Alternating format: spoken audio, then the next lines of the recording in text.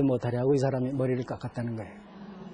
그래서 이제 가서 길상초간한 곳을 찾아가지고 절을 지었다. 그렇게 얘기를 하고 있어요. 그래서 여기서 절을 짓고 나서 진표열사는 다시 여기서 이제 길상초 난 곳에 표시만 해놓고 절 지을 힘은 아직 없으니까 표시만 해놓고 금강산으로 다시 가가지고 발현사를 또 짓고 그 일대를 교화를 했다는 거예요. 그러니까 교화를 해서 이제 그 교화한 내용을 자세히 지금 말씀을 드릴 시간이 없어요. 그래서 어쨌든 이제 섬으로 들어가서 이제 설법도 하고 점찰법회도 열고 그랬다는데 뭐 그 물고기들이 전부 나와가지고 그 다리를 놔서 그걸 밟고 갔다는 얘기도 있고 뭐 그런 여러 가지 얘기 있는데 어쨌든 그래서 거기 이제 가뭄이 들었을 때 그 사람들을 모두 다 구제를 하고 한 소문이 경덕왕의 귀에까지 들어갔다.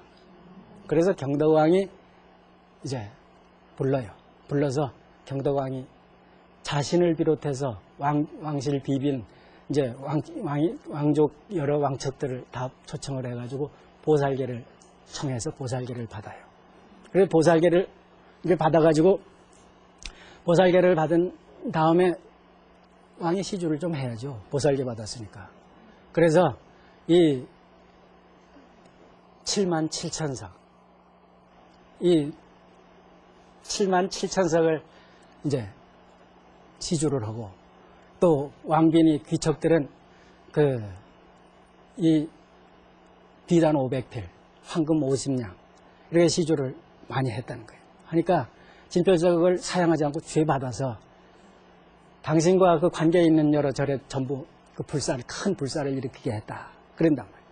그러니까 그때 비로소 법주사도 큰 규모로 짓지 않았나 그렇게 생각이 돼요. 그래서 그런 흔적이 이게 바로 금산사에 있는 성년대인데 이게 진표율사 당시에 만들었던 그 장육 미륵 입상이 서 있던 대좌이라고 생각이 돼요. 그래서 이게 지금 금산사 마당에 나와 있습니다.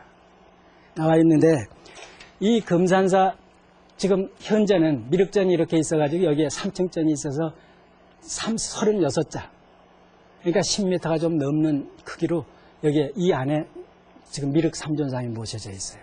근데 이 미륵 삼존상은 이 일제 때 만든 겁니다. 그 사이에 다 이제 없어지고 이 동조상은 뭐 임질하는 때 다 이제 녹아버리고 그리고는 이제 미륵상을 다시 세우는데 이 미륵전은 인조 때 다시 재건한 겁니다. 임진왜란 거치고 난 뒤에. 그리고 이 전각 안에 이렇게 미륵 불입상이 삼존상으로 서 있어요. 근데 이건 1938년에 그때 그 동경미술학교에서 조각을 전공한 그러니까 신식 미술 공부를 하고 온 김복진이라는 이가 이거를 그 석고상으로 이렇게 만들어냈어요. 그때가 언제냐 하면은 우리나라는 창씨개명하고 조선어 말살 정책 펴서 조선어 금지령 내리고 그래서 우리 말살 시키려는 일제 만행이 아주 극에 이르렀을 때입니다.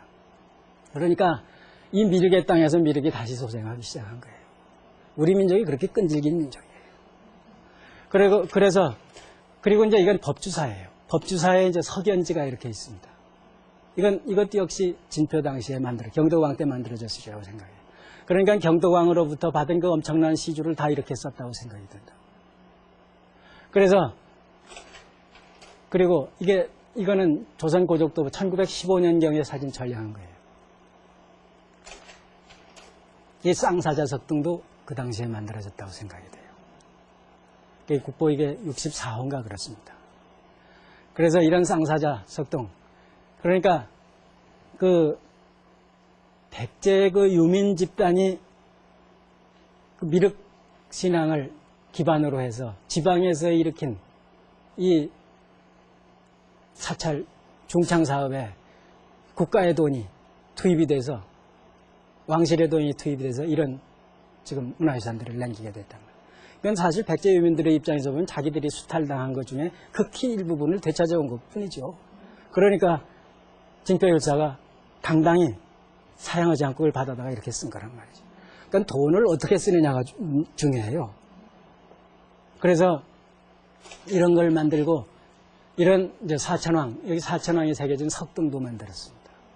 그러니까 당시의 규모가 신라 그 국도에 있는 어떤 사찰 규모에 못지않는 규모로 그런 수준으로 만들고 있었다 하는 사실을 여기서 우리가 확인할 수가 있단 말이죠. 그래서 이게 이 김복진이 다시 또 법주사에 그러니까 묘한 인연이죠. 묘한 인연으로 김복진이 금산사에다 이 석고상으로 미륵불 입상을 그 미륵전환에 조성을 해놓고는 그 다음에 1939년에 대시주가 나타나가지고 여기다가 이 법주사에다가 시멘트로 백척, 한 30m 정도의 백척으로 이렇게 미륵불 입상을 해세우게 됩니다. 그러니까 같은 법맥에서 출발한 이런 두 사찰이 또 복원도 거의 동시에 이루어져서 우리 민족정기를 살리는 데 일조를 했단 말이죠. 그래서 오늘은 이 금산사와 법주사에서 진표율사가 어떻게 활동을 하고 이 사찰을 창건을 해나갔는지 한 얘기를 끝으로 이만 이 시간 강의를 끝마치도록 하겠습니다.